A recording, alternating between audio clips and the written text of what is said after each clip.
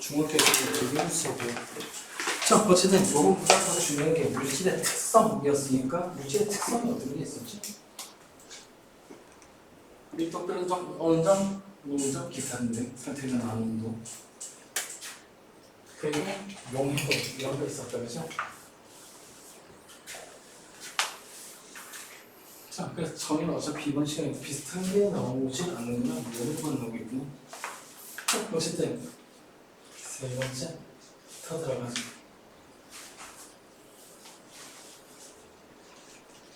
크로마 그래피 이게 라틴어 이름인데 너네가 살면서 라틴어를 알 필요는 없긴 하지만은 그냥 아주 자주 쓰는 말 그래피 이게 뭘 의미하는 거게? 무슨 뜻일까? 기록하는 뜻이다. 예를 들어 포토그래프의 포토는 빛이고 그래피는 기록한다는 뜻이니까 빛을 기록한다는 뜻이지. 그 웬만하면 포토로 줄이지 않았으면 좋겠다. 크로마는 뭐냐면 색을 얘기하는 거야. 즉 크로마토그래피라는 게 원래 쓰인 목적이 색깔 분리해서 기록하려고 쓰였다라는 얘기니까 제일 많이 쓰는 게 사실 색소라는 건 알고. 자, 크로마토그래피. 일반 크로마토그래피. 쓰기 싫어. 그래서 뭐라고 되냐? 한번 읽어볼래? 나도 모르니까. 하나만 있는 성분의 물질 용매에 따라 이동하는 속도가 다른 것을 이용하여 화합을 분리하는 거. 틀렸네.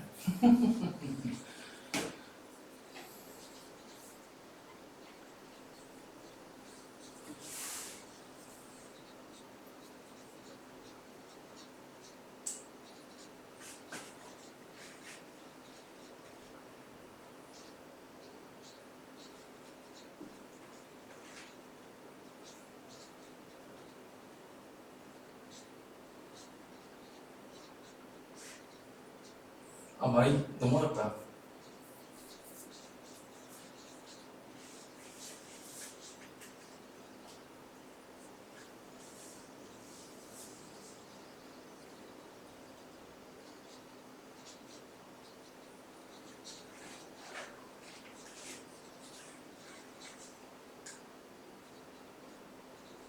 너무 어려워.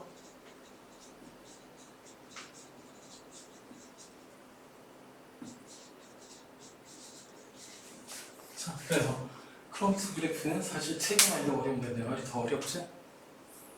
근데 공통되는 게 뭔지 알겠나? 뭐가 제일 핵심인지 알겠어? 이동 속도. 이동 속도 차이가 난다는 거야. 자, 그냥 책이 틀렸다라고 하면 한 가지만 얘기해서 그냥 용량을 얘기했어. 자, 그래서 이게 무슨 뜻이냐 하면은 물질의 특성인데 물질마다 서로 인력 차이가 나. 구체적으로 지금 요 종이 크로마토그래피를 다시 얘기하자. 용질 입자는 보통은 색소일 테니까 색소가 이동상, 예를 들어 물 같은 걸 따라 이동해서 하는데 고정상은 종이 크로마토그래피는 종이가 돼. 그럼 색소 입자가 성질이 서로 다르니까 물하고 친한 정도, 즉 이동상이랑 친한 정도랑 종이랑 친한 정도가 참 차이가 나겠지? 그러니까 물이 쭉 따라 올라갈 때 물 따라 올라갈지 아니면 종이에 붙어있을지 그 차이가 나다. 다들. 그래서 만약에 이동상, 즉 물하고 친하다면 물이 올라가면 거의 다 따라 올라가겠지? 근데 반대로 고정상의 인력이 더 크다면 종이에 붙어서 거의 안 움직였을 거다. 그러니까 결국 용매의 종류가 올라가는 높이가 전부 다 차이가 난다라는 걸 이용한다는 뜻이야. 그래서 이 정의가 좀 어려우니까 예를 들어서 얘기해서 이동상은 사실 누굴 얘기하는 거냐면은 물을 얘기하는 거다. 용질 입자는 보통은 중학교 색에서는 단순히 색소를 얘기하는 거고 고정상은 예를 들자면 종이를 얘기하는 거야. 그래서 다시 한번 얘기하자.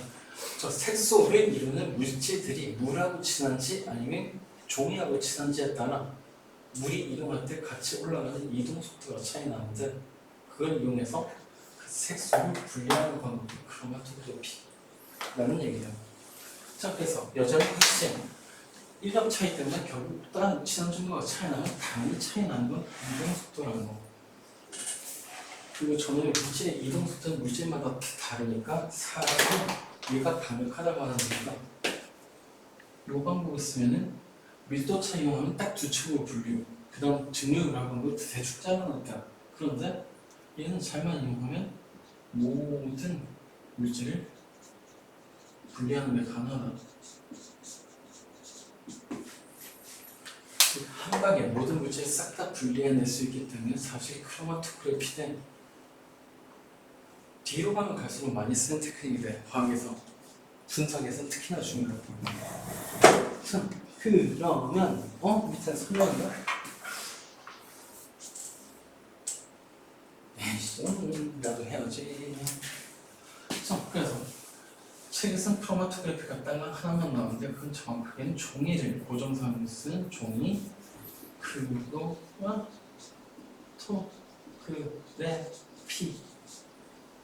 된다. 자, 거기에 장치가 굉장히 잘 설치가 되어 있는데 설명을 안 했네.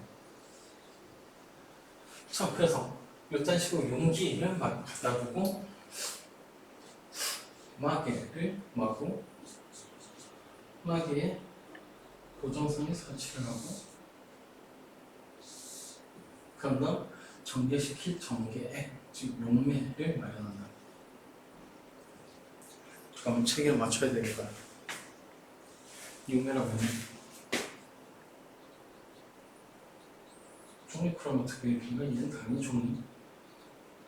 그 다음 이 시작점은 여기쯤이 될 건데 중요한 포인트의 색소, 즉 문질을 점 찍어놓는데 색소점이 여기 되겠죠?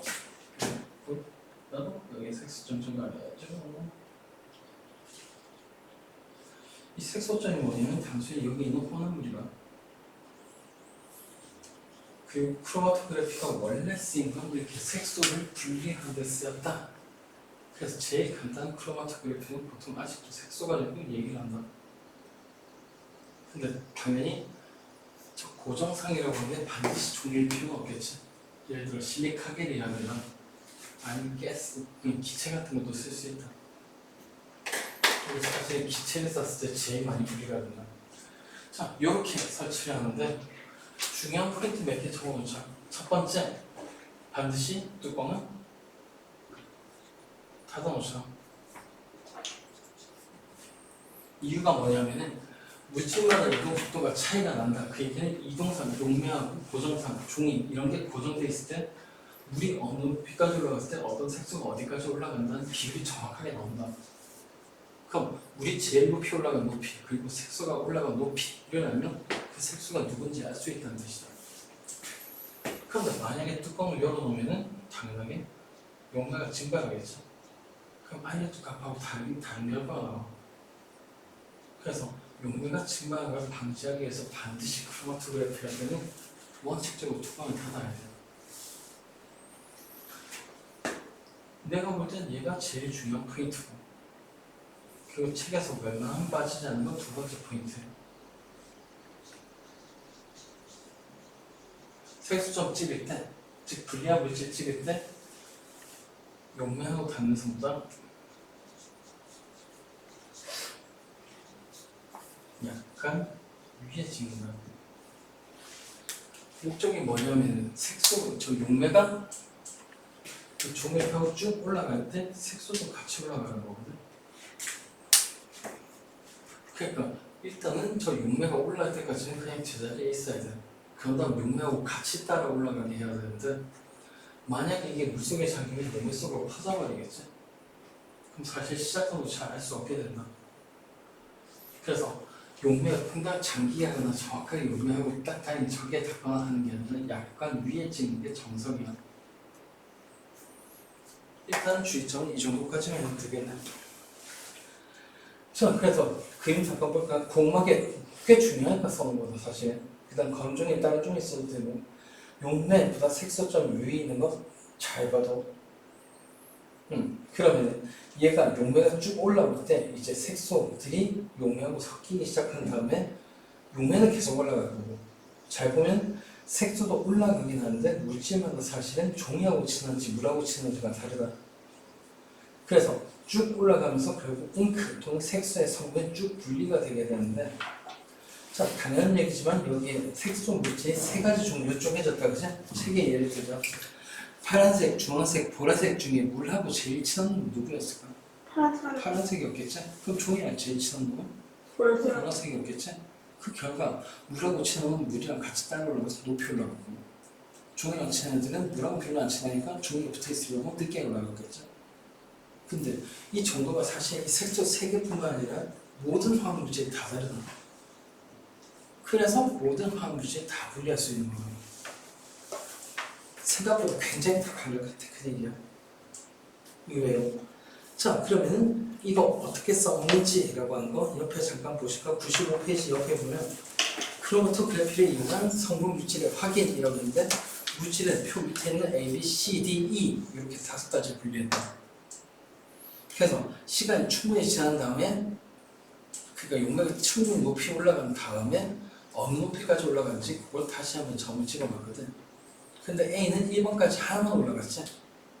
맞나? B는 보니까 1번까지 올라간 누군가 있다. 이 얘기는 A하고 B의 공통된 물질이 있다는 뜻이지. 구체적으로 저기 빨간색이야 이거?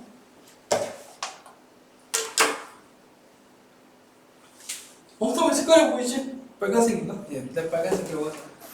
자, 빨간색은 같은 물질이라는 거야.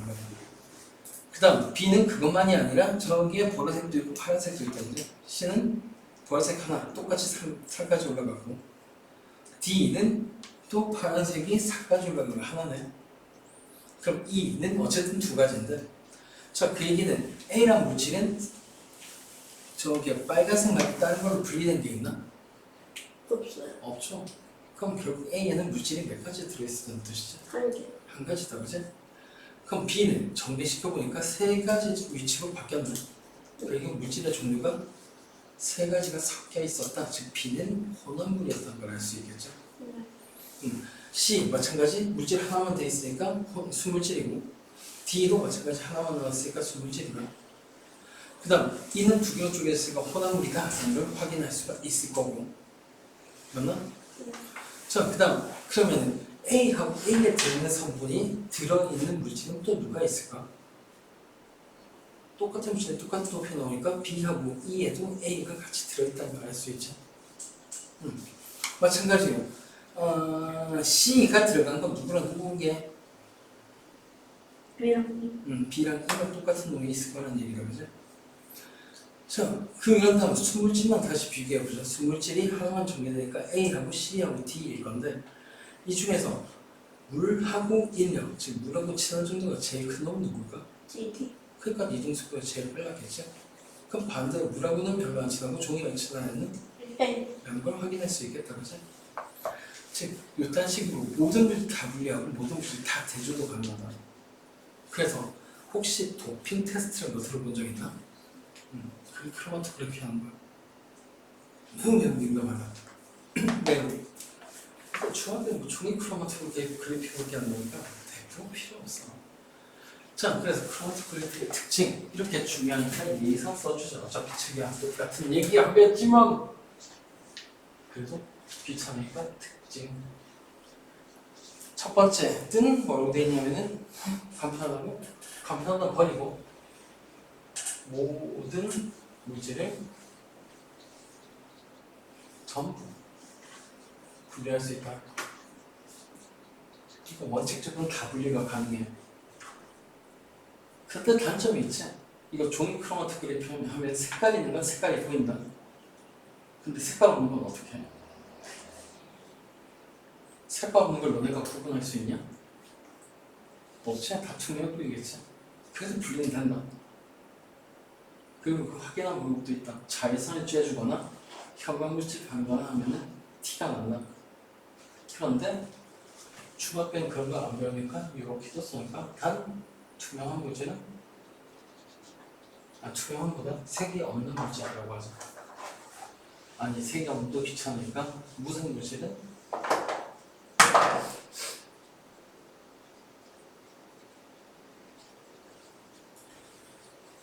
그래도 그게 안 된다가 아니라 쉽게 그건 안 된다 정도까지로 써놓자. 그 다음 비교적 가까이 가도 종이 크로마토그래피는 근데 다른 크로마토그래피는 그게 아닙니다. 꽤 복잡해. 그 다음 두 번째 양이 적어도 분리가 전부 가능하다. 이게 사실 아까 얘기했던 도핑 테스트의 원리지. 원래 도핑하는 문제는 굉장히 소량을 쓰거든. 근데 그렇게 소량을 쓰는 크로마토그래피는 다 걸린다. 다 걸려. 굉장히 좋아. 진짜 좋아. 네, 이 정도. 그럼 이용은 그냥 읽어 넘어갈까? 그래서 크로마토그래피 이용이라고 했는데 종이 크로마토그래피는 아니라 다른 크로마토그래피. 굉장히 민감한 놈은 모든 걸 다 쓸 수 있는데 운동선수의 도핑 테스트 아까도 몇 번 얘기했던 거.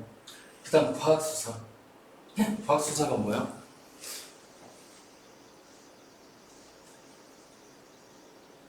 뭔지 몰라서 혹시 이거 들어본 적 있냐?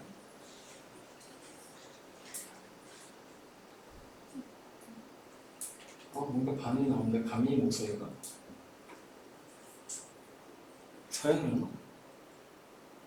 어쨌든 들어본 적 있는 사람 어디서 보긴 했어요. 드라마도 있고 그지? 크라임 씬 인스펙테이션 그러니까 범죄 현장 감식이라는 뜻인데 거기에서 나오면 몇 번 하지? 피 아니면 독 아니면 특수한 폭발 어쨌든 뭔가 사건이 일어나면은 화학물질이 관련된 경우가 대부분이다. 그래서 예를 들어 혈액 속에 뭐 이상한 게 들어가서 얘가 죽었는지 아니면 질식했는지 산소 농도가 충분한지 아닌지 하여튼 모든 걸 다 알 수 있다. 예를 들어 CSIS는 종이 크로마토그래피가 아니라 게스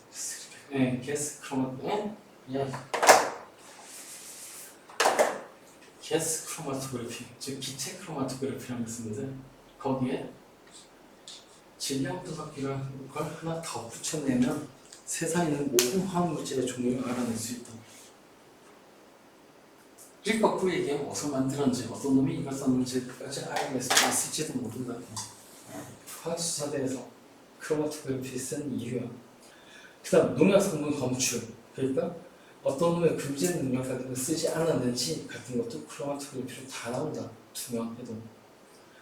자, 그 다음 단백질 성분의 검출이라고 하는 거는 그 뭐지?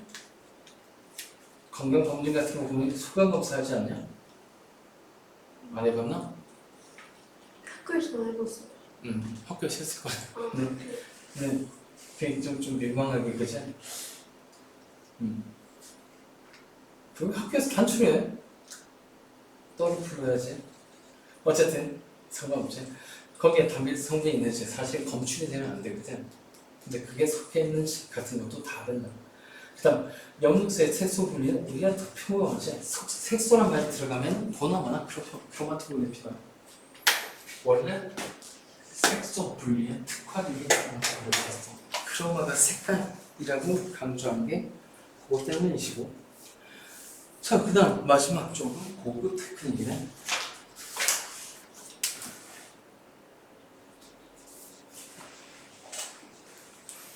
최애 결정은 이원 분리. 고급이 대답을 하다.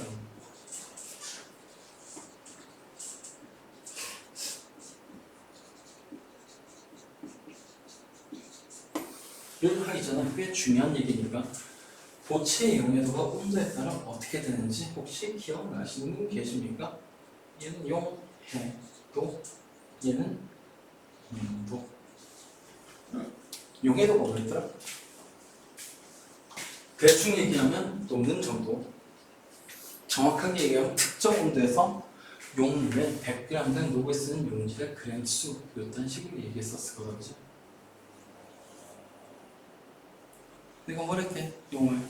용해도가 뭐라고? 특정 온도에서 100g 녹을 수 있냐? 야, 잘 얘기했다. 용질하고 용매를 다 빼고 얘기했지만, 그치? 그래서 녹이는 물체니까 용매 100g당 녹는 용질 그램 수다. 근데 사실 재결정도에서는 그 정도가 아니라 그냥 녹는 정도라고 얘기해도 맞겠나요? 그만큼 해도 되니까. 자, 그러면 그 물 용매 얘 녹을 건데 용매 온도가 높아지면 입자 운동이 빠르니까 더 많은 물질이 녹일 수 있겠죠. 오케이, 그래프로 그리면 그 그래프는 보다 보면 온도가 높아지면 점점 증가하는 우선한 그래프가 될 거다 라고까지 했었고, 이거 복습입니다. 그보다 지금 써먹은 건 뭐냐면 예를 들어 특정 온도에서 이만큼을 다 녹이면 최대 이만큼 녹는데 용질을 다 녹였으니까 얘는 포화 상태겠네. 맞나? 근데 이 상태에서 온도를 낮추면 어떻게 될까? 지금 당장 들어있는 양은 이만큼 들어있는데 온도를 이만큼까지 낮추면 이제 요만큼만 녹을 수 있지. 그럼 그 사이에 이만큼 때려놓은 게 요것밖에 안 녹으니까 요만큼 녹아있고 얘는 못 녹겠지. 그러니까 무슨 현상이 벌어진다? 두 글자. 수출. 오, 출자 안 맞다. 무슨 출? 붙들어서 그래. 뭐라겠죠? 가민아? 수출이 아니라 석출. 된다라고 한다 그죠? 그래서 석출량 같은 거 당연히 계산할 수 있을 거야.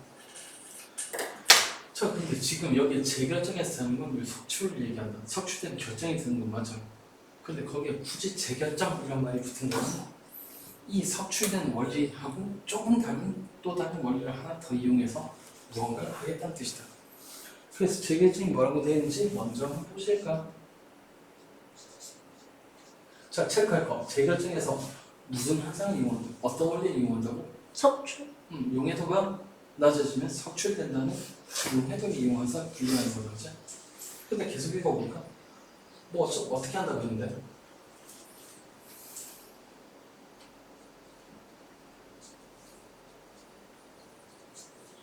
이 칸이 뭐잖아.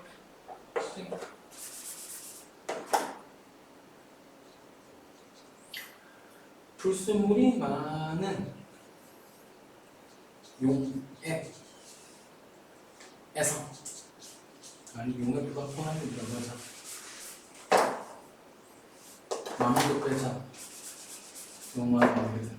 있는 이라고 하자.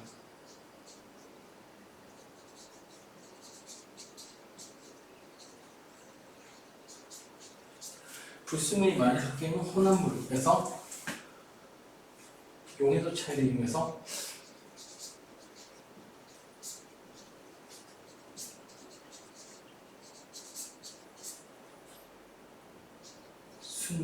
잠깐 얘기해야 되겠다. 순수하다고? 개뿔아? 내 말이 맞겠다. 순도를 높이는 방법이 재결정이라고 합니다.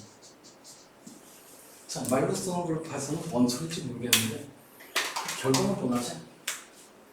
불순물이 꽤 제거돼서 순도가 꽤 높다는 얘기다. 책에서는 순수한 물질을 물어보는데 100% 순수한 물질이 어느 방법은 존재하지 않는다. 단 원래보다 굉장한 의미가 높게 순도가 높아진다 라는 얘기인데 조금 복잡한 얘기니까 좀 더 쉬운 얘기랄까? 질문이다. 북극에서 빙하가 떠내려왔어. 그 깨서 먹으면 짤까 싱거울까? 싱거워. 왜 싱겁죠? 근데 여기까지 넘어오는데 높지 않아요? 안 듣고 내려왔다. 진짜 둘리가 타고 내려왔잖아 당장. 둘리한테 얘기해. 비가 안 오고 어떻게 하냐고. 둘리는 알지? 엄마가 70공룡인데 둘리는 60공룡이야. 그치? 네, 그래서 비가 내려왔다. 진짜 사실 우리나라는 안 내려온 것 같아. 저기 홋카이도까지는 잘만 내려와. 근데 그냥 알겠어. 홋카이 아사히가와로 내려온 유빙을 깨먹으면 짤까 싱거울까? 싱거워. 이유가 뭘까? 물만 먹어서. 그렇지.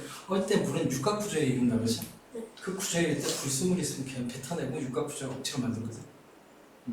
그게 아예 순수한 물만 공기 중에서 하면 아예 육각형 모양의 눈이 만들어진 거랑 똑같아. 그래서 일단 재결정의 첫 결정이 만들어질 때는 순수한 물질만 붙는다라고 한 건 알겠지? 그 결과로 북극해 근처에서 빙하가 얼면 빙하에서 물만 오니까 소금 다 뱉어내겠지. 그래서 북극해 주변에 물은 더 짜다. 유식한 말로 염분이 높다. 자, 그렇다라는 걸 알 거고, 그러면 이제 무슨 현상이냐면 이거지. 일단 불순물이 섞인 물질 만들어 대충 풀어. 그런 다음에 결정 깨끗한 거 하나를 집어넣으면 이제 석출이 될 때 어디에 가서 붙냐면 이미 만들어진 결정이 가서만 붙거든. 그럼 그렇게 결정이 만들어진 순수한 물질만 붙으니까 나머지 그러니까 어떻게 하냐면은 불순물이 섞여 있는 용액, 별로 순도가 높지 않은 용액을 만들어. 그냥 때려부숴서 녹이면 돼. 그래서 거의 포화 상태 안 시켜도 되고 거의 포화 상태까지만 만들면 되거든. 자, 그런 다음 여기에다가 실 매달아가지고 결정을 하나 만들어냈다 치자. 그럼 이제 얘를 온도에 쓱 낮추면은 용해도가 감소할 거야. 그럼 이제 석출이 돼야 되는데 어디 가서 붙냐면 항상 여기 가서 수물질만 붙거든. 나머지 부수물이 들어 떨어지고. 그래서 시간 지나면은 이놈의 결정이 점점 퍼지면서 수물질만 붙어있는 상태가 된다. 그럼 얘를 쏙 빼내면 부수물은 여전히 물에 녹아있거나 바닥에 떨어져 있을 거고, 어쨌든 이 결정에는 순수한 물질만 붙어있겠죠. 거의 순수한 물질. 그래서 순도가 미친 듯이 상승한다. 보통 99.99 이상 찍는다. 자, 그래서 책에서 뭐든지 볼까? 고체 혼합물, 그러니까 불순물이 섞여 있는 걸 같이 녹여. 그런 다음 냉각시키면 용해도가 감소. 용해도가 감소하면 석출돼야 될 건데 거기에 결정 때려 넣으면 그 결정에 가서 붙는다. 그래서 순도가 높아진다 라는 얘기죠. 굿. 자, 그러면 1번 소량의 불순물이 섞여있는 혼합물의 분리. 이건 사실 혼합물의 분리가 아니라 그 두 가지 물질을 아예 분리하는 거라. 소량인 게 아니라 용해도 차이를 구하는 건데, 자, 뭐하고 뭘 때려 넣는지 책에 볼까? 황산 구리하고 질산 칼륨을 넣었다고 한다. 그죠? 자, 그런 다음에 옆에 표현을 먼저 볼까? 질산 칼륨은 전에도 꽤 중요하다겠다. 그지? 온도 차이에 따른 용해도 차이가 크다고. 그런데 황산구리는 질산 칼륨보다는 좀 덜 용해도에 변화가 있는 거 맞나? 그러면 이때 만약에 소량의 불순물이 누구에다 그랬죠? 네, 황산구리였다 치자. 그리고 질산 칼륨이 대부분이다 치자. 그럼 용해도 근처까지 다 때려 넣으면은 아무래도 질산 칼륨 포화, 황산구리는 불포할 거야. 맞나? 네. 그럼 그 상태에서 온도를 낮추면 어떻게 될까? 당연히 질산칼륨 거의 포화까지 때려 넣었으니까 온도를 낮추면은 버티지 못하고 석출돼서 나오겠지.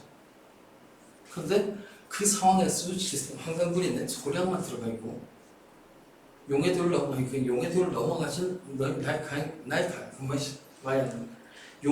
넘어갈 가능성은 별로 없기 때문에 황산구리는 결정으로 떨어지지 않을 거라는 얘기다.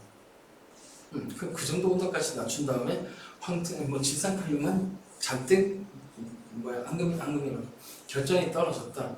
그럼 그 간단하게 건조에 걸러버리면 된다. 그 물속에 녹아있는 처음에도 포화되지 않았고 아직도 포화가 아닌 황산구리 같은 경우에는 물이랑 같이 건조에 슉 빠져나오고 이미 결정이 생긴 질산칼륨을 걸러내시겠지. 그럼 그 건조이 위에 남아있는 질산칼륨은 거의 순수하다고 봐도 돼. 다 밑으로 빠지면은 황산구리 말고 소량의 질산칼륨도 여전히 섞여 있겠지. 걔는 어쩔 수 없다. 그냥 버리면 된다. 순수한 질산칼륨 얻는 게 목적이지 다 빼는 게 목적이 아니었기 때문에. 자, 그래서 이렇게 할 수 있다라는 거고.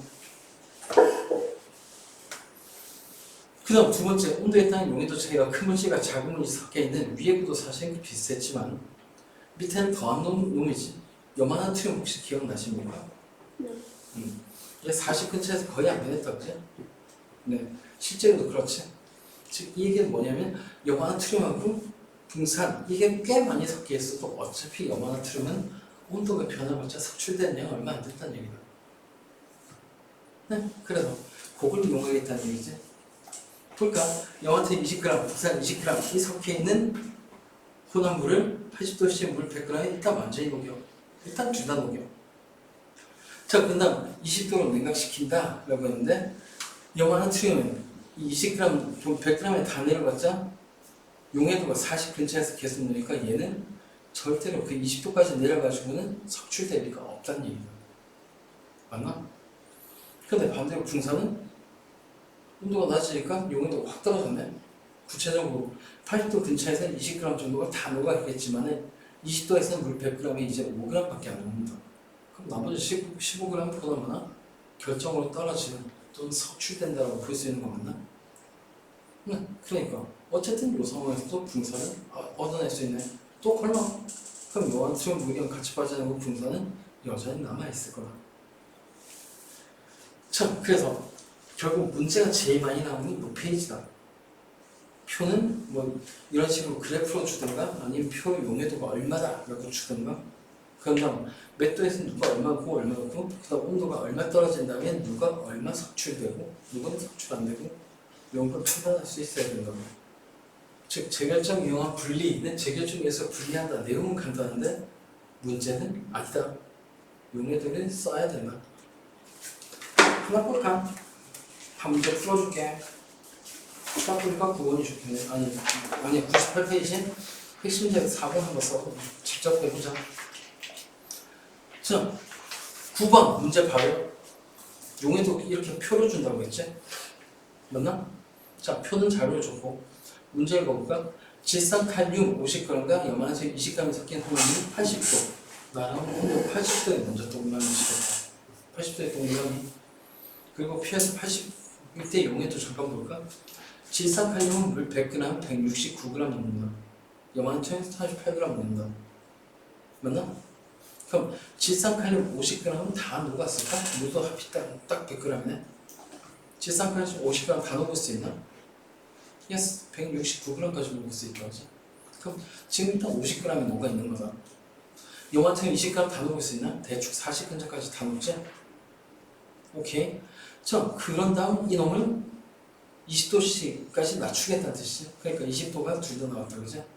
그럼 20도씨 물 100g 녹을 수 있는 질산칼륨의 양은 용해도에서 찾으면 되는 거 맞나? 최대 얼마? 31g은 녹을 수 있다. 그치? 염화탄은 여전히 36g에 녹아 있을 수 있지. 그럼 결론, 지금 염화나트륨 얼마 녹였? 염화나트륨을 얼마 녹였지? 20g 녹였다, 그지? 걔가 섭취될 리가 있나? 없죠. 근데 질산칼륨 지금 얼마 녹였다고? 30. 아니 처음 녹인 거 50g 다 녹였다, 그지? 그런데 20도에서는 31g만 녹일 수 있으니까 결국 몇 g이 오버가 됐지? 50 넣는데 32g만 녹일 수 있다. 그럼 19g이 석출돼야 된다, 그지? 그럼 그게 석출된 건 결정될 때 분화가 순산 물질이 됐을 테니까 질산칼륨 그 떨어진 얼마인지 19였나? 19가 순물질이라고 할 수 있겠지. 채워볼까? 자, 그래서 기억에는 녹을 수 있는 최대한 31, 니은에는 36. 그러니까 석출되는 누구라고? 질산칼륨의 염화수냐? 질산칼륨이다, 그렇지? 염화수면 계속 녹아낸다고 했지? 팁이다. 별거 아니지만 용해도 그래프에서 거의 수평으로 누는 염화나트륨 같은 놈은 온도가 변한다고 석출되는 놈이 아니야. 밑에 보는 붕산이나 질산칼륨처럼 용해도가 크게 변한 놈이 석출된다 말된 거지. 자, 그래서 석출되는 건 질산칼륨이고 그 양은 원래 때려본 게 리을이겠지? 50g. 근데 녹을 수 있는 건 바로 위에서 봤듯이 31g만 녹을 수 있다. 그래서 미음은 기억이 그대로 들어갔구나. 그래서 미음은 50 빼기 31 해서 19g 되겠다, 그죠? 요 단식입니다. 딱 보니까 그 뒤에 숙제 내 것도 이렇게 풀어야 되겠는데 보인다, 그죠? 5번 그리고 16번 이게 전부 다 특히나 19번 방금 푼 문제는 거의 똑같아요. 네. 13번 똑같네.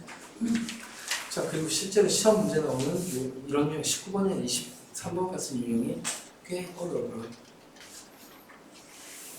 그래서 저번 시간에 용해도의 무서움을 아직 잊지 않았겠지.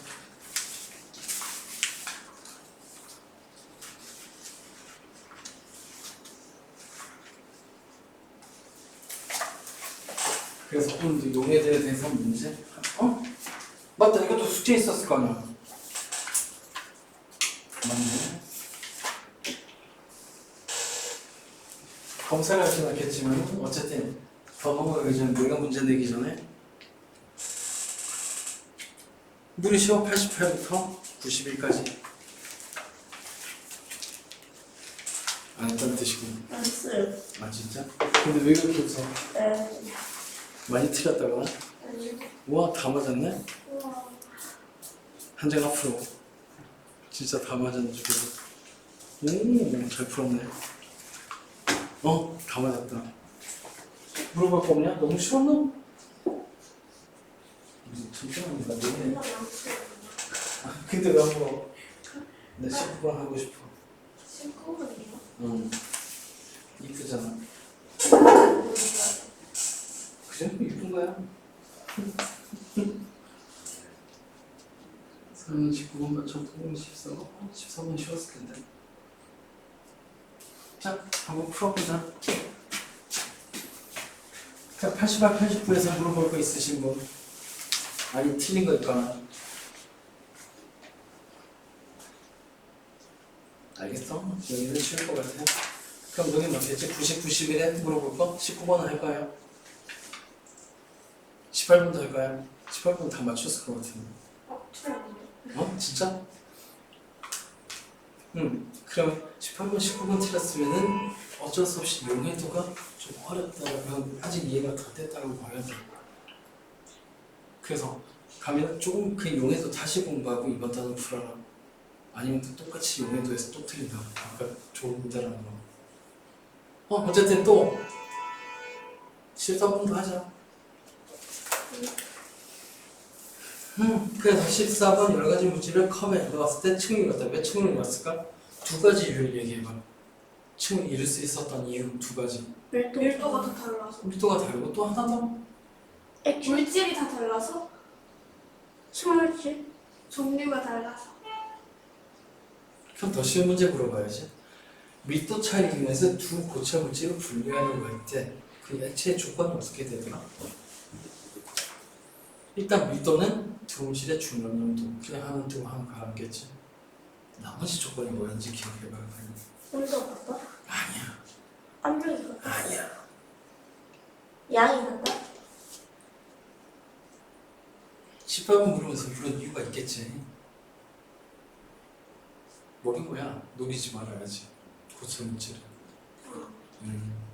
자 그럼 다시 이렇게 층이 있는 거 두 가지 조건 한번 얘기해 볼래? 밀도는 당연히 차이 날 거고. 믿지 마라. 에라 그럼 좀 더 직접적인 힌트를 줄게. 물하고 에탄올로도 이렇게 층을 만들 수 있을 것 같냐? 색깔이 다 난다. 아니야. 자 다시 물하고 에탄올로도 이렇게 층을 만들 수 있을까? 있긴 한데 다른 거. 안 돼. 아이씨 이것도 조심하면 되네. 응. 그래 됐어. 오케이. 콜라하고 오렌지 주스 이렇게 층을 만들 수 있을 것 같냐? 콜라도 오렌지 주스요? 이렇게 층이 만들어질까? 아주 잘. 수잘. 만들어진다고? 주고 한번 흔들어 주고 흔들면 이미 망했다 그지? 한몇 분 정도. 콜라하고 오렌지 주스는 잘 섞인다.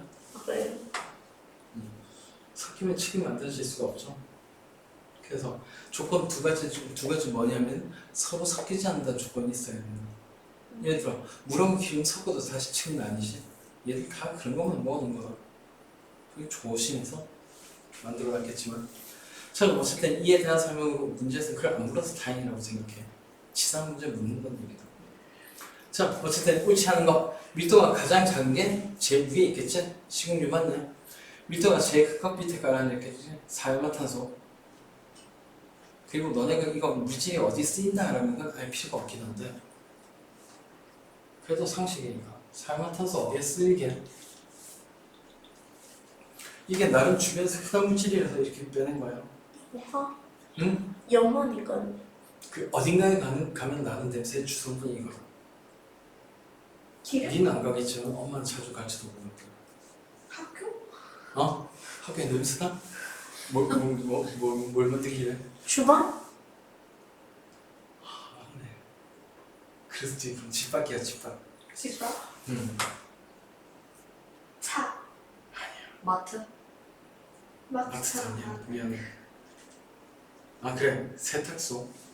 세탁소. 세탁소를 왜 가요? 집에서 그래. 집에서 있는데? 어? 집에서 와서 가요. 집에서 집에 있잖아. 세탁기 있지 않아요? 좀 세탁기 있잖아요. 양복 세탁해봐라. 네. 양복을? 양복으로? 아빠 정정. 그거는 맡겨놓죠. 그럼 어디 막히냐고. 세탁소. 아. 근데 아빠가 맡겼는데. 세탁소나요. 그래. 스타일러요. 아니 스타일러는 스타일러 쓰긴 하지. 그 스타일러를 쓰면 세탁소 가는 비율을 3분의 1로 줄일 수 있다. 때 같은 거 잘 털어내거든. 근데 그말 뒤집어서 얘기하면 참 세탁소는 가야 된다는 뜻이야. 예를 들어 그냥 땀 묻은 정도 아니면 먼지 묻은 정도는 스타일러로 되는데 고깃집 가다가 기름이 튀었다. 그게 아이고. 스타일러야. 아 그거 냄새가 계속 가는데. 그럼 세탁소에 맡기면 그 냄새는 없어지고 이상한 냄새가 나지. 세탁소 특유의 그게 사용탄소다. 그런 냄새가 있어요. 그 아빠 양복 맡아봐. 아, 뭐 그 기름 비스무리한 뭐 이상한 에, 그게 사용탄소야. 그래서 드라이클리닝에 쓰이는 물 대신 쓰는 용매가 사용탄소다. 물과 정반대로 기름을 추가한 거죠. 잘 닦는다. 대신 일반적인 때가 아니죠. 그런 게 있어. 자, 그랬다라는 얘기고 글리세린은 소통. 응? 아닌가? 아닙니다. 뭐지? 얘는 잘 안 쓰는 건데 굳이 쓴다면 표본 생물 표본 채우는 거 그렇다고 괜찮아. 나뭇잎 잖아. 글리세린은 나한테 주면 다른 걸 만들 수 있는데 네. 니트로글리세린 폭탄 터져버리죠. 요즘 이런 말하면 잡혀가던데 그지? 인터넷에 꼭 마셔. 아 아니 글리세린 이거 니트로만 변환 한 번 시키면 폭탄 만들어져. 근데 폭탄 만들어서 어디다 써요? 일단 전쟁터다가. 전쟁. 북한에 이게 바로 굳이. 우리 쓰이다. 아니 원래 과학은 목적을 가지고 하는 게 아니거든. 재미? 재미나게 인명 피해가 생각보다. 니트로글리세린은 그렇게 안 쓰기 때문에 TNT로 대체된 거야. 그럼 대신 글리세린 대신 톨렌을 주면 TNT도 만들어줘요. 황산도 필요하네. 자, 어쨌든 허전히 이 정도까지 하시고 나 어디까지 했더라? 사용탄소. 그럼 3번 물 A를 넣으면 가라앉아. 지금도 가라앉아 있다 그죠? 네. 당연한 얘기고 그 다음 물의 양이 들면 물이 무거워지냐? 양이 많아지면 밀도 커지게 작아지게. 양이 2배가 되면 밀도는 2배가 아니면 커지가 작아질까? 양이 2배가 되면 부피도 2배, 질량도 2배다. 따라서 밀도는 변화가 없다 그죠? 네. 그래서 양하고는 관계없는 얘기입니다. 그래서 틀린 건 4번. 그 다음 같은 질량의 물과 사용탄소의 부피를 구하면 이런 거 같은 질량일 때는 밀도가 큰 놈이 부피가 큰 거 맞나? 맞나? 뭔가 밀도는 부피분의 질량이다 그죠? 이거 해줬을 때 되게 이상하네. 그럼 지금 뭘 따진 거냐 하면 뭐가 똑같다고? 물과 사용탄소 부피를 비교한다고 했다 그죠? 그럼 부피로 정리해볼까? 불러봐. 부피는 어떻게 되게? 질밀. 이랬던 거지. 이 되신다 그죠? 그럼 왜 질량이 먼저 나왔을까요? 자, 이거 이렇게 바꾼 거 수학적으로 어떻게 된 거지? 양변이 똑같이 부피를 곱한 다음에 양변이 똑같이 밀도로 나눈 거구나. 등식의 성질이 온 거다. 그러니까 살짝 높아심에서 얘기한 건데 넘긴다는 표현이 아니라 사실은 등식에서 예를 들어 A 플러스 B가 C면 A를 넘겨서 B는 C 마이너스 1의 거지. 사실은 무슨 계산한 거게? A는 똑같이 A를 뺀 거다. 등식의 성질 양쪽을 똑같은 걸 더하거나 빼거나 0이 아닌 걸로 나누거나 곱해도 등식은 성립한다는 거죠. 그게 넘긴다는 진짜 의미다. 그래서 혹시 계산할 때 자꾸 수학 계산할 때 넘길 때 실수를 한다 하면 다시 원래대로 되돌아가. 연산이라고 생각해. 그거 빨리 안 적으면 그 습관 된다고. 대표적으로 계산 실수하는 습관이에요. 고딩이 그래서 그러는 얘기다. 가끔가다 고딩이 그렇게 넘기다 이상하게 넘기거든. 자, 그럼 다시 요거에서 부피가 어떤가 하면 질량이 같다. 그럼 밀도가 큰 부피는 작겠지? 당연한 얘기다. 그러면 같은 점이 물과 사이먼탄소, 일단 밀도는 사이먼탄소가 크지? 그러니까 부피는 번호하면 사이먼탄소가 작다는 얘기야. 그래서 답은 몇 번이었지? 몰라, 4번. 그리고 또 그 아니라 18번 더 하자. 아니 그 전에 틀린 거 내서 그럼 17? 응? 17? 또 하자. 용해도 얘기니까 중요한 거예요. 용해도 많이 할수록 좋아. 용해도에 대한 설명을 옳은 것은 그러면 용해도는 특별히 중요하니까 용해도란 말이 나오면 정의까지 같이 생각하고 하자. 대충 얘기해서 놓는 정도. 정확하게 해서 용매 100g당 녹는 용질 그램수. 그럼 볼까? 왜 용매의 종류와 온도를 함께 나타내야 되겠지? 왜? 용매의 종류에 따라 다를 테니까. 그래프에서 보이듯이. 그 다음 온도가 높아지면 달라지니까 그치? 그래서 당연히 둘이 같이 나타내는 게 맞다. 기체의 경우엔 심지어 압력도 같이 나타내야 된다. 그 다음 고체의 경우에는 대부분 온도가 높아질수록 증가하지. 이렇게 우상향이라고 했다. 이유도 얘기했지. 온도가 빨라지면 용매 운동이 빨라지기 때문이다.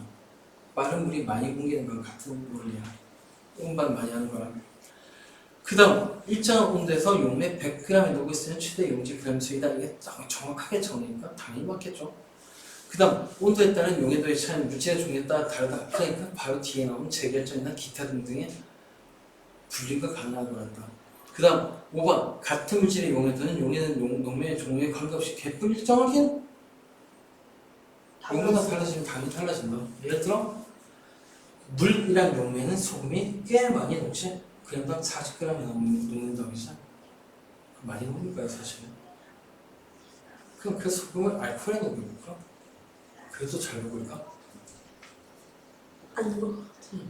소금은 알코올에 안 녹는다. 용해도 매우 작다.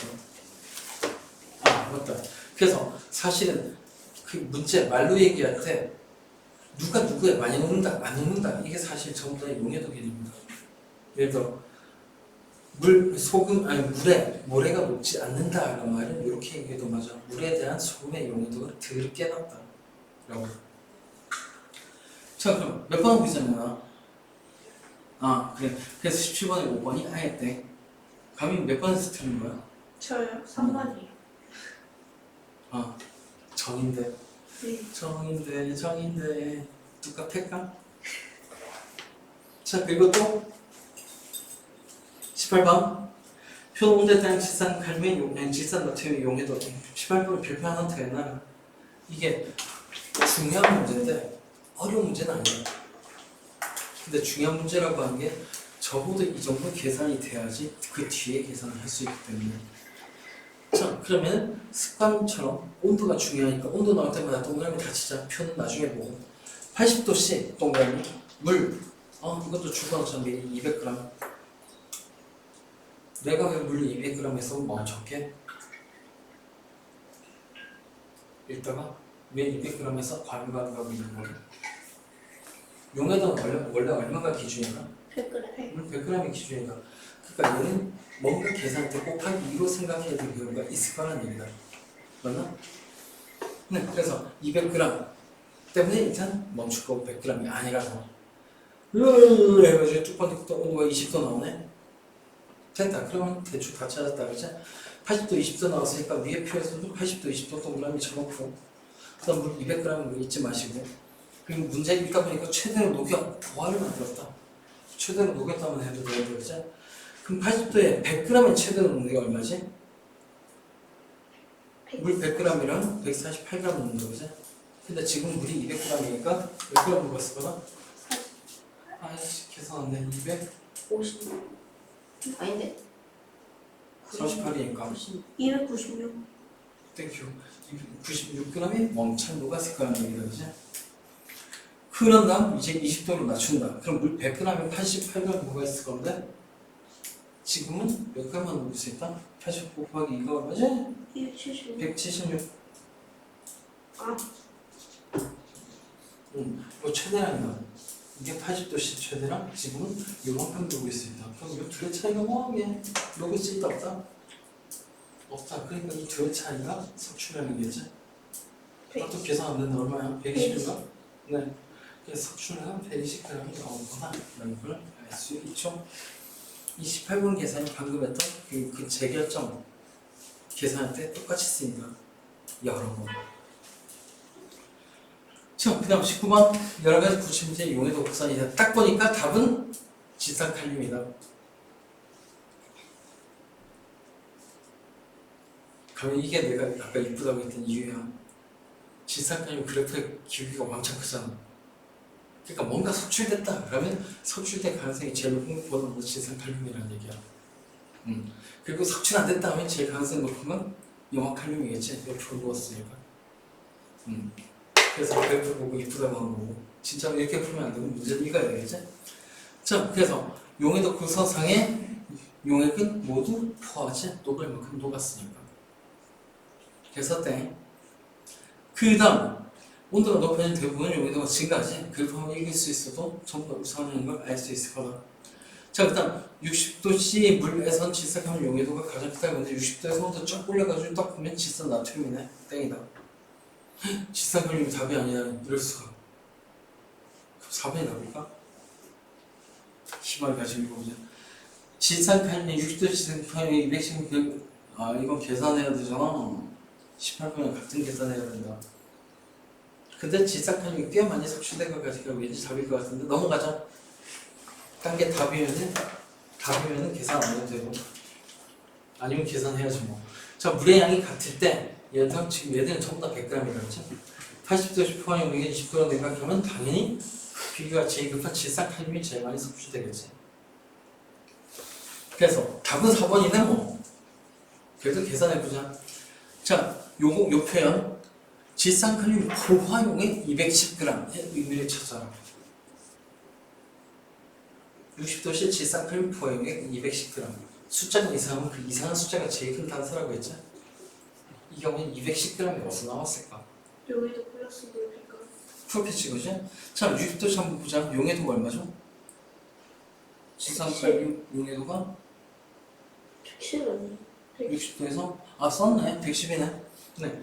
그 얘기는 물 100g에 110g. 그럼 포화용액은 당연히 210g 된다 그지? 즉 이 210g의 정체는 물 몇 g?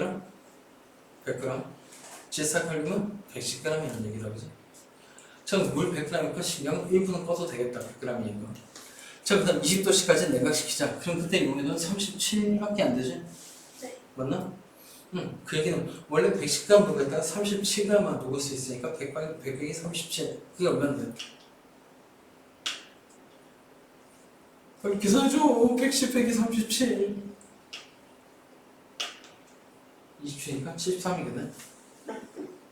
네가 제일 빠르네 계산이. 왜 이래? 말도 안 돼.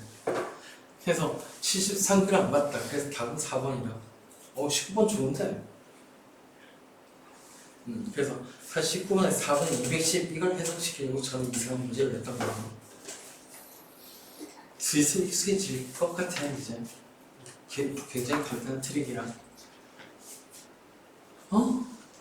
자, 그 다음 20번 그냥 체크만 하자. 기체 용해도다 그죠? 기체 용해도 증가시킬 수 있는 조건은 한번 두 가지 얘기해 볼래? 온도와 압력으로. 온도는 어떻게 해야 된다? 기체를 많이 녹이려면 온도는 높아요. 낮죠. 맞아요. 압력은 높아요. 뭐 생각하면 된다고? 세상에서 제일 맛있는 음료는 콜라를 보고 뭐 생각하면 된다고 했더니 탄산. 차가운 데서 뚜껑 닫아서 하는 이유가 차가울수록 용해도가 증가, 뚜껑 닫아서 압력이 높아지면 용해도가 증가하기 때문이다. 그 다음 그 온도 얘기 살짝 누가 이상하게 얘기해서 맞아. 자, 기체 온도가 똑같은데 기체가 빨라? 액체가 빨라? 입자운동이 기체. 기체가 빠르지? 그럼 액체 속에 기체가 녹아있다는 그 빠른 기체 움직임은 액체가 억누르고 있다는 뜻이거든. 그럼 똑같이 온도가 올라가면 입자 온도가 빨라지면 기체가 빨라지게 액체가 더 빨라지게? 당연히 기체가 더 빨라지겠지. 그럼 더 이상 액체는 기체를 잡을 수가 없게 된다. 그래서 용해도가 감소하는 거야. 자, 그래서 내가 할 말은 여기까지. 과거 친다 어쩌지?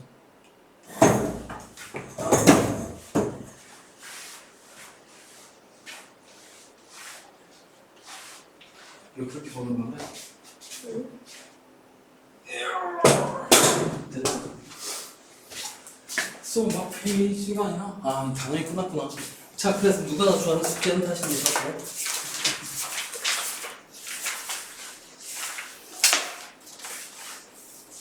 가민이는 17번부터 조금 집중해서 푸는 걸 추천드립니다. 17번이요? 그러니까 17번부터 19번까지는 하나도 안 틀리겠다는 생각으로 조금 집중을 해요. 지금 이번 테스트는 거의 다 맞았으니까 용해도가 어느 정도 잡혀있다는 생각은 드는데 그럴 때 확실하게 때려잡아야 돼요. 네. 자, 그 다음 화학 반응이다! 규칙과 에너지 변화, 물리 변화, 화학 변화, 큰일 났네, 화학 반응식 막 불표도 오도록 하죠. 자, 그래서 물질의 변화, 화학 반응식 사실 여기부터 진짜 화학이다. 화학의 활자가 변한다는 뜻이고, 그러니까 화학의 공부는 원래 변화를 추적한다.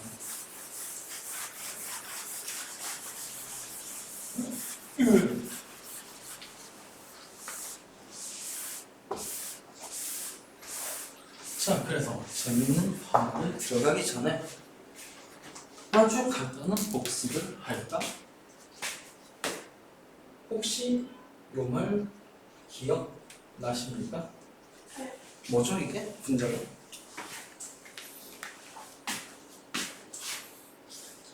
분자는 자유분화니까 입장이지. 독립된 입자로 존재하는 물질 성질을 그냥 그대로 입자. 그래서 결국 이렇게 얘기할 수 있겠네. 물질의 특성보다 성질이라고 하죠. 성질 가진 가장 작은 입자다.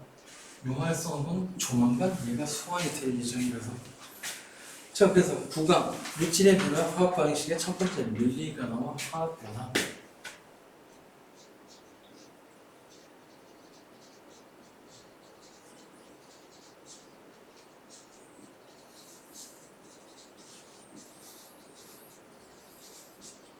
사실은 물리 변화의 범주가 훨씬 큰데 주인공이 화학 변화라서 말이죠. 자, 그래서 1. 물리 변화 뭐라고 돼 있죠? 난 모르겠으니까 좀 읽어주십니까? 물질의 모양이나 크기 등의 겉모습만 달라질 뿐 그 물질이 가진 모양 성질은 유지되는 변화. 그렇지. 그래서 중요한 부분 뭘까? 너무 기니까 다 쓰기 싫은데 무언가가 변하는데 변하지 않는 게 누구라고? 고유한 성질. 물질의 성질은 변하지 않나? 운이라고? 아니야. 에이!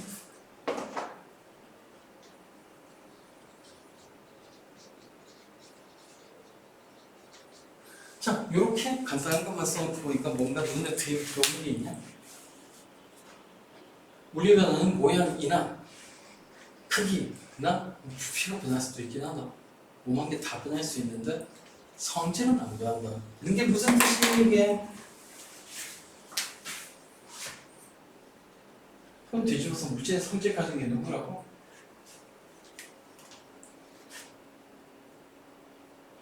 바로 있잖아.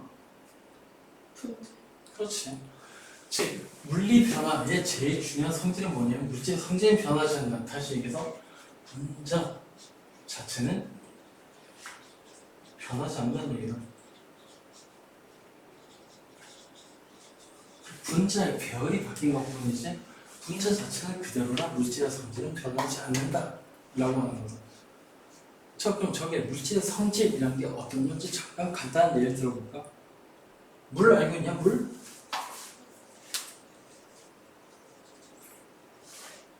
혹시 화학식도 기억나시나? 어투? 어? 그냥 산소고. F2 하자. 수소는 입자하고 산소는 입자로 돼 있다. 근데 얘는 결국 다시 분해하면 수소하고 산소로 나눌 수 있는데 그러면 잘렸다. 자, 생각해보자. 불난데 물 뿌리면 어떻게 될까? 불난데 물 뿌리면 불이 꺼지겠지? 그 분해해가지고 수소와 산소라는 다른 성질을 만들었다. 그래서 수소 불난데 뿌려볼까? 어떻게 될까? 커져? 에? 없어. 커지기보다 터지겠지? 터져. 그럼 산소 뿌리면 어떻게 되지? 활활 타오르지? 즉 물을 분해하면 성질이 바뀌었다라고 하는 그런 식으로 반응할 때 아예 달라진다는 뜻이죠, 그죠? 그것도 비슷한 얘기 한번 해볼까? 시험을 쳤어, 간단한 테스트. 열심히 연필로 풀었다. 근데 망했네? 아이고. 그래서 화가 나서 시험지를 찢었다. 헐. 그럼 질문이다. 그 찢어진 시험지에 글자 쓸 수, 시험지에 글자 쓸 수 있을까 없을까? 있죠? 여전히 똑같겠지? 그 찢어도 원래 찢을 때는 같은 소리 날 거고 물일 수도 있을 거다. 물에 넣으면 퍽 퍼질 거고, 그죠? 자, 그러면 결국 성질은 변하지 않았다는 얘기야. 종이 성질 그대로 있다는 뜻이다. 모양이 변했을 뿐. 그래서 마음을 가지고 시험 또 쳤는데 또 망했어. 연락을 좀 불태워버렸다. 오. 자, 이제 그렇게 제가 된 시험지에 글자를 쓸 수 있을까? 뭉쳐서 테이프로 붙이고 어떻게 해서 할 수 있잖아. 쓸수 있긴 할 것 같은데. 진짜? 흰색 펜으로. 보통은 그렇게 제가 되면은 테이프로 붙이면 그 붙는 즉시 찌그러니 빠스러질 텐데. 풀로 붙여. 아니 밑에만 딱 붙여가지고 뒤집어서 쓰면 되죠. 그 잘 보면 쟤 쓴 게 아니야. 그 쟤를 붙인 종이에 쓰지 않았을까? 자, 그래서 뭔 얘기를 하는 거냐면 종이를 아예 태워버리면은 원래 종이의 성질을 가진다고 할 수 있을까 하는 거죠. 없죠? 그래서 그렇게 구분이 되는 거다. 다시. 자, 종이를 구기거나 찢거나 하는 정도는 종이의 성질은 변하지 않는다. 그런데 확 태워버리면 성질이 바뀐다. 그 얘기는 구겼을 때는 종이 분자 그대로, 근데 태웠을 때는 종이 분자가 아니라 다른 분자가 됐다는 뜻이에요. 자, 그래서 어쨌든 물리변화 책으로 다시 한번 볼까? 물질의 모양의 크기, 겉모습만 달라질 뿐. 이건 중요한 얘기 아니라 결국 물리변화의 책의 모양이 변하거나 크기가 변한다는 얘기다. 그 외에 물질이 가진 고유한 성질은 그대로다. 이런 얘기. 그래서 예로 나온 거 중요한 건 밑에 얘가 아니라 위에 얘기다.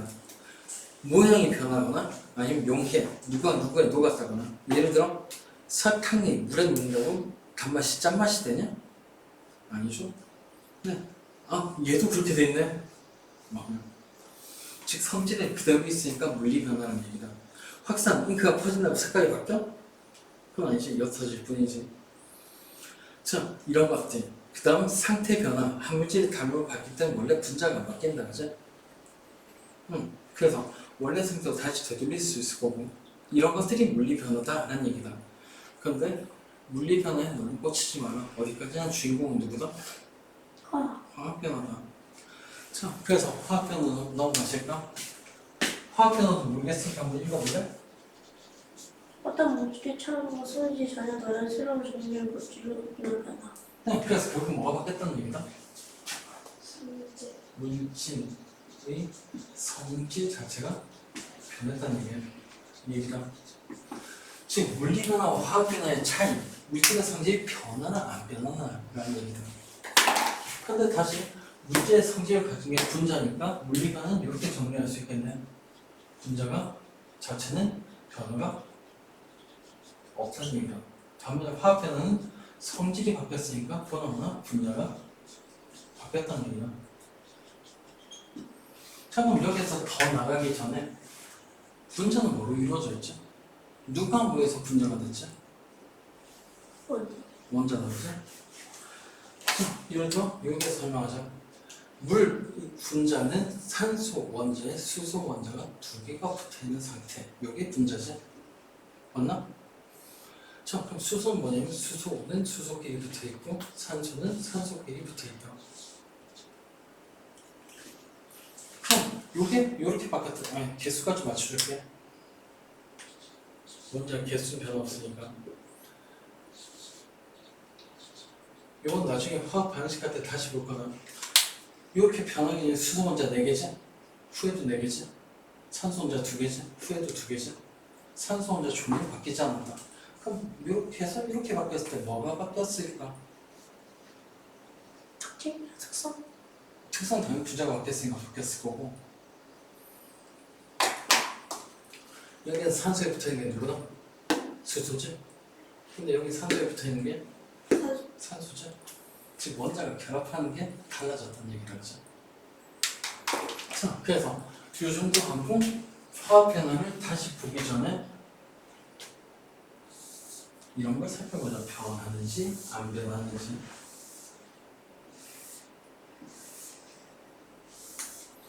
물리 변화 시와 화학 변화 시 판단해요. 분자는 물리 변화 때 바뀐다고 안 바뀐다고? 안 바뀐다고 했던 거지. 화학 변화 핵심이 분자가 변화하는 거라고 했던 거지. 이것부터 생각해봐라. 물리 변화가 있냐면 원자 바뀌기 안 바뀌게? 안 바뀌지. 자, 그럼 화학 변화가 있을 때 원자 바뀌기 안 바뀌게? 그대로다, 그죠? 개수 뭐고? 자, 그래서 고등학교 마칠 때 고등학교 마칠 때까지 원자가 변하는 건 이거 볼 일 없어. 원자는 안 바뀐다. 그럼 이것도 한번 생각해 볼까? 그 분자들의 배열 한번 생각해 보자. 물리 변화 때 바뀌게 안 바뀌게? 사실 모양이 변하는 이유가 분자 배열이 변화했기 때문이지. 화학 변화 때는 분자 자체가 바뀌는데 분자 배열이 그대로일 리가 없어, 그지? 무조건 바뀐다.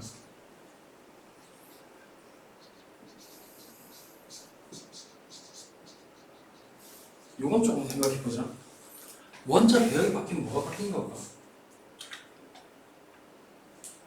그래서 이것처럼 원자 배열, 누구랑 누가 붙었다는 게 바뀌면 반드시 바뀌는 게 분자가 바뀐다, 그치? 그래서 원자 배열의 변화하고 분자는 같이 간다. 원자가 바뀌면 분자가 바뀌니까, 또는 분자가 안 바뀌었으면 원자 배열도 바뀔 이유가 없다. 근데 분자가 바뀌면 당연히 보나마나 원자 배열은 변화했을 거라는 얘기다. 그래서 사실은 표 이거 외우라고 쓴 건 아니고 당연히 핵심들은 요거만 알고 있으면 나머지를 다 끄집어낼 수 있다고. 그래서 앞으로 물리 변화, 분자 변화 없어. 화학 변화, 분자 바뀜. 그리고 화학이라고 하면 결국 분자가 바뀌는 거야. 다른다 라고 하는 정도만 알아두시면 되고, 어차피 원자는 안 바뀌고 원자 배열이 바뀐다고 분자가 바뀐다라는 뜻이었거든. 분자가 얼마나 바뀐다. 사실 제일 쓸데없는 게 이거 두 개지.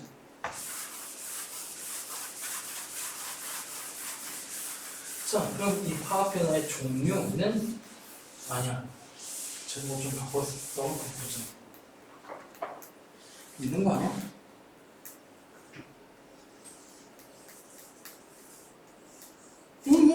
밑에 이게 있었구나, 통째로. 괜히 했다, 지금. 자, 그러면 요거는 잠깐 보고 갈까? 화학 변화가 일어났다는 증거 또는 깨우치려 할 수 있는 거. 한마디만 더 하고 잠깐 동안 쉬었다 하자. 화장실 좀 갔다 와야겠다. 미안해. 자, 화학 변화의 징후, 화학 변화가 일어나면 반드시 물질의 성질이 바뀐다라는 거죠. 특성이라고 봐도 좋을 거고. 자, 그럼 화학 변화의 징후는 물질의 성질이 바뀐다라고 했는데, 그 물질의 성질의 변화, 너네가 알고 물체가 가지고 물질의 성질이 어떤 게 있을까? 당연히 특정 분자가 코에 닿으면 특정 냄새가 나겠지. 여기 뭐야 냄새지? 가 바뀌거나 맛이 바뀌거나 색이 바뀌거나 아니면은 에너지가 바뀔 때 빛과 열을 내거나 하는 거다. 그래서 아이씨 여기 써야 되네. 2번만.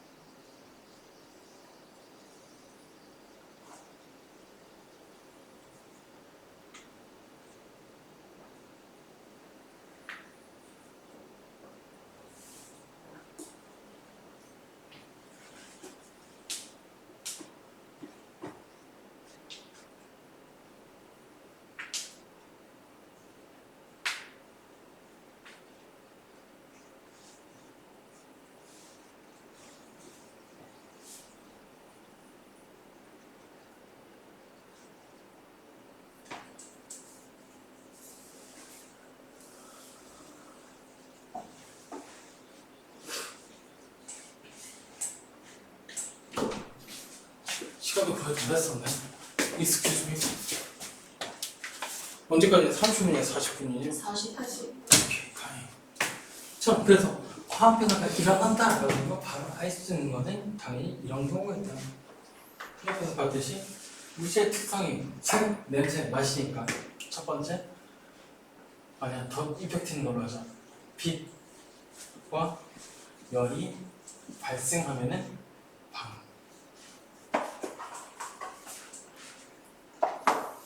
인보나마나 큰 에너지가 왔다 갔다 했다. 즉 화학 변화가 일어났다. 라고 하는 증거가 된다. 다음 두 번째는 색이라든가 맛이라든가 맛은 좀 위험한데 냄새 변화 이러면 보나마나 이거 화학 반응이다 라고 하는 걸 알 수 있다는 얘기죠. 사실 색이나 맛이나 냄새는 원래 물질의 특성이었다. 그걸 가지고 있는 게 분야고 분야가 바뀌었으니까 화학 변화라고. 그 다음 세 번째 있을 리가 없었던 멀리 있어서 유미 날아갔을 때 기체가 갑자기 발생한다거나 얘가 원래 있었으면 유미 날아갔어야지. 그럼 지금 나오고 있는 거는 새로 생겼다 또는 먼저 별이 바뀌었으니까 기체가 튀어나오겠죠. 이런 비슷하게 투명한 액체 두 개 섞었는데 처음에 투명했는데 뭔가 이상한 부체가 나타났는데 어떤 게 나타났을 리가 없지.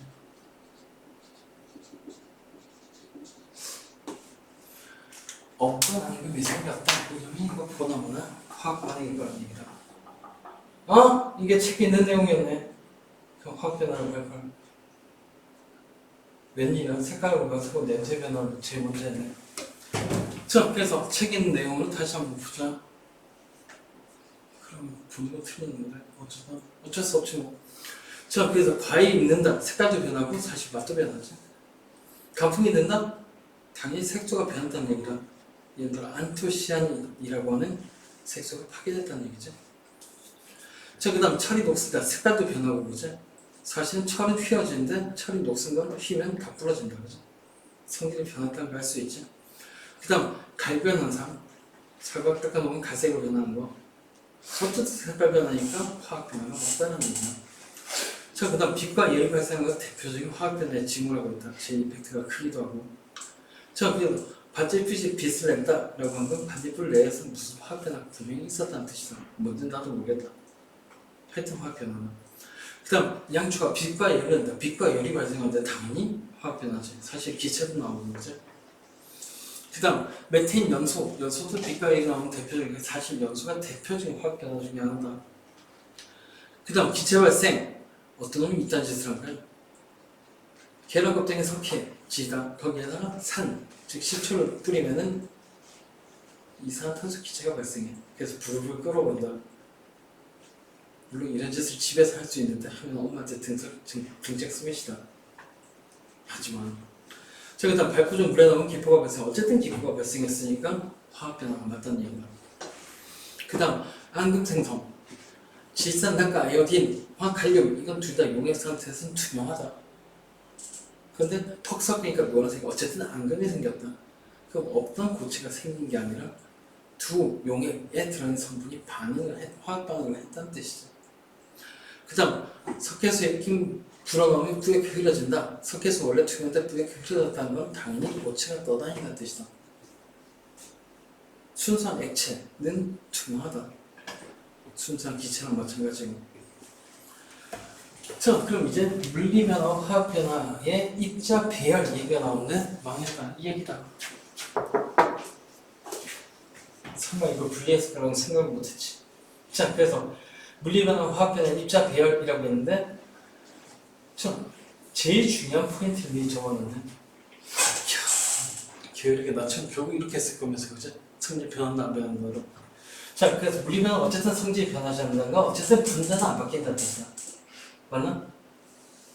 그다음 그러니까 그 뒤에는 분자 배열만 바뀌기 때문에 당연한 얘기다. 분자 배열 무조건 다 바뀐다. 맞나?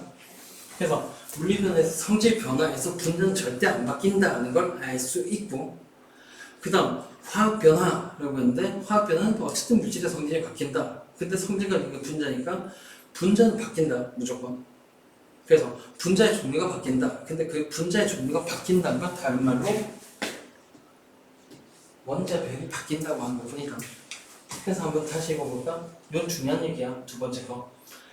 자, 분자비는 원자의 배열이 달라져. 원자의 배열이 달라져. 미출자. 이건 같은 말이 뭐라고? 원자의 배열이 바뀌면 뭐가 바뀐다고? 분자가 바뀐다고 했죠. 분자가 바뀌었다. 그래서 시험 문제에서 치면 이렇게 낼 거야.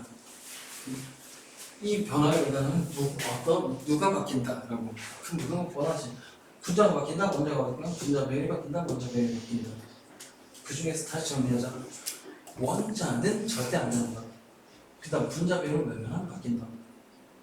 게다가 분자가 바뀐다는 말과 원자 배열이 바뀐다는 말은 같은 말이라고 했다. 그래서 괜히 문제에서 꼬아가지고 어렵게 말을 한다고 헷갈릴 필요 없어. 항상 얘기하면 분자 얘기밖에 없다. 헷갈리지 말자.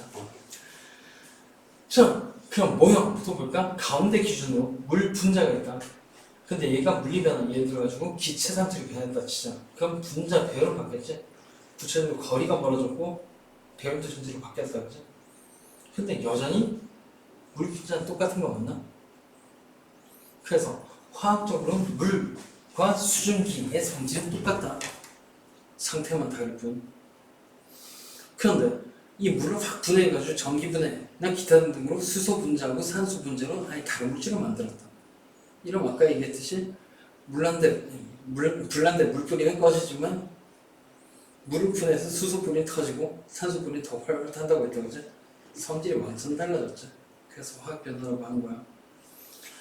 자, 그럼 변하는 거 뭐다? 라는 거 볼까? 이게 중요한 게 아니야. 자, 물리 변화 때 무조건 바뀔 수 없는 분자 배열만 바뀐다. 근데 화학 변화 때 분자 배열은 당연히 바뀌고 분자 배열이 바뀐다. 그 다음 화학 변화의 핵심이 분자의 종류가 바뀐다는 거야. 그럼 자동으로 똑같은 말이 원자 배열이 바뀐다는 거지. 맞나? 그 다음 거기에 또 물질의 성질이 붙어있는 건 물질의 성질 가진 게 원래 분자이기 때문이다. 즉 여기 변하는 거 알고 있는데 원자 배열, 분자의 종류, 물질의 성질 전부 다 분자가 변하기 때문이다. 끝. 그 다음 변하지 않는 거, 절대 변하지 않는 거, 원자 자체는 변하지 않는다고 했다 그치? 그래서 확인해 볼까? 물리 변화에 혹시 원자의 종류와 개수가 그대로라는 말이 있나? 있죠? 근데 화학 변화도 똑같이 있지? 즉 원자의 종류와 개수는 절대 안 변한다. 모든 변화에서. 자, 그런데 물리 변화에서 또 변화진 거 원자의 배열이랑 같은 말이 누구라고? 분자겠지? 그러니까 세트로 원자의 배열이 안 바뀌면 분자도 안 바뀌는 거다. 그 다음 물질의 총질량이 똑같은 이유는 뻔하지. 원자의 질량이 다 똑같은데 원자의 개수도 안 변한다. 그럼 질량이 변할 리가 없지. 사실 이게 원자설로 설명하는 질량 보존 법칙의 이유다. 자, 그래서 여기 3번 변하는 거 변하지 않는 거 매우 중요하다. 단 매우 생각하지 마라. 일반적인 중학생 정도라면은 이만큼을 시험 칠 때까지 외우는 거 불가능하다. 그래서 다시 베스트 플러스 이거 베스트 제일 좋은 방법은 이거. 무조건 물리반한테 변하는 건 아니 화학변한테 변하는 건 물리반과 화학변의 기준은 분자가 바뀌나 아니라 그냥 하는 거죠. 그래서 거기에 딸려있는 성질, 예를 들어 분자가 바뀌면 원자 배열도 안 바뀐다, 성질도 안 바뀐다. 그 다음 원자가 바뀌면 원자의 종류와 개수가 안 바뀌니까 질량도 안 바뀐다. 이 정도로 정리해 놓는 게 더 나아. 괜히 외워지지도 않는 거 외우려고 하지 마라. 아니 과학은 외우려고 하면 외우려고 할수록 점점 못하게 된다고 했다. 외울 필요가 있다라고 생각이 들 때는 어떻게 하라고? 제발 나한테 물어라. 외우는 게 많아지면 나중에 결국 바보 된다. 다시 명언하는 게 있게 공부는 하면 할수록 당연한 게 많아져야지 외울 게 많아지면 안 된다. 이게 제대로 된 공부다. 진짜 제일 적게 하는 놈이 제일 잘하는 놈이라니까. 뭐처럼 딱 하나만 알고 있으면 나머지는 당연하게 느껴지는 당연한 걸 왜 외워 도대체? 안 믿네. 근데 진짜야. 뭔가 외워야 될 거 있으면 체크해서 나한테 다 물어라. 해결해 줄게. 해결이 안 되는 경우도 있을 수 있는데 그럼 왜 안 되는지도 얘기해 줄게. 자, 그러면 그 다음 화학 반응식. 우와. 이거 어쩐다. 나 주기율표 했었지? 너한테 얘기했었나? 주기율표? 응. 대충만 해서 알아도 된다고 했는데 거기에 꽤나 많이 의존을 할 거야. 자, 그래서 시간이 애매하니까 화학 반응식은 다음 시간에 하고. 아니, 살짝만 하자. 화학 반응식은 뭐라고 돼 있냐면 화학 반응은 원소 기호와 주기율표에서 할 수 있다고 했다, 그지?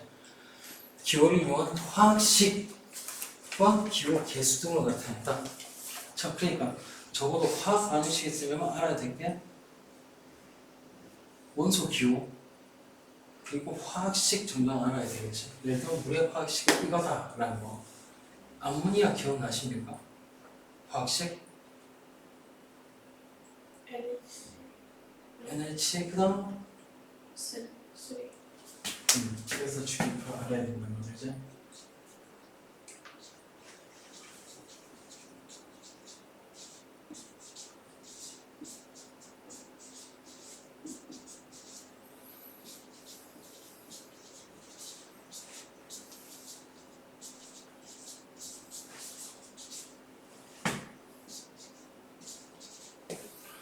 자, 그래서 이거 어떻게 쓴다라는 거는 여기 쓰죠. 이거 산화수라는 건데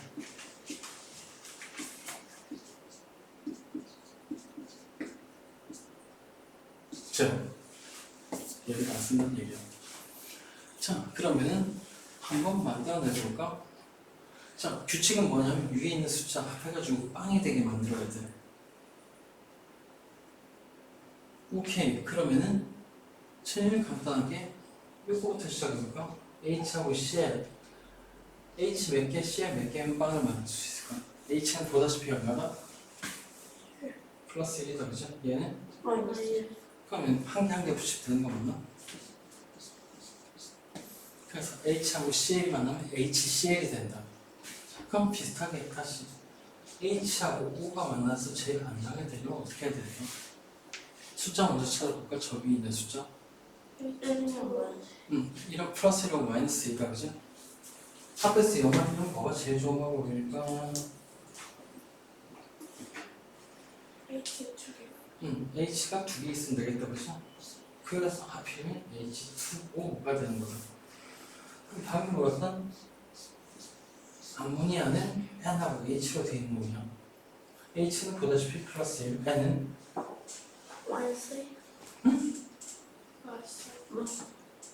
마이너스 3이다 그지? 추운 방법이 있겠나?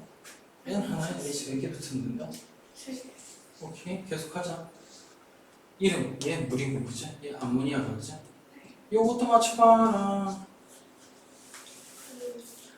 h는 플러스 1이 고정인데 c는 플러스 마이너스 1인데 얼마가 돼야 될까? 그럼 h 몇 개 필요하죠? 네. 이 물질의 이름이 뭐게?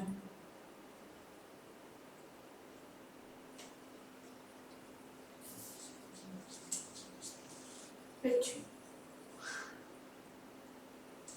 용감하다. 메테인. 아, 메테인? 네. 메테인 또는 메탄이라고 하는 그런 거죠. 빵 붓기만 넣어. 자, 그럼 좀 어렵게 한번 더 해보실까? 과연 맞출 수 있을 것인가?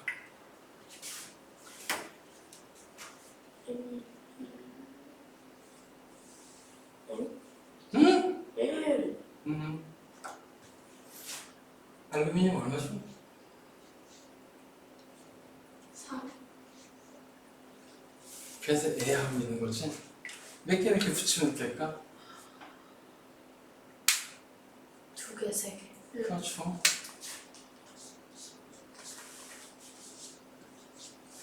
이라도 될 수도 있다. 당연히 책에 나오지 않는 얘인데 이놈의 주기표 보면 뻔하게 규칙을 알 수 있잖아. 그래서 뭐냐면은 요거까지 알아서 이런 걸 만들어낼 수 있다라는 건 무슨 뜻이냐면 화학 방식에서 원소기호 쓸 수 있었지? 그 다음 화학식 만들어낼 수 있지? 그럼 이제 진짜 식에 필요한 개수라는 개념이 뭔지 알고 그 다음 기호, 뭐 화살표나 더하기 이 정도 몇 개 기호만 알면 된다는 뜻이다. 그래서 지금 여기 112페이지 나가기 전에 반드시 필요한 거 앞에서 배웠던 그 원소 기호, 그 기호라고 어디서 배웠어?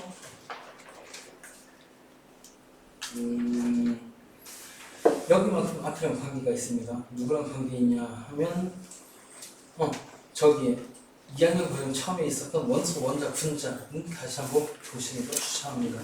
다음 시간 전까지. 그래서 오늘은 요까지 하실까? 시간 없나? 잠깐만. 시간 없나? 몇 가지는 그래도 외워야 되겠다.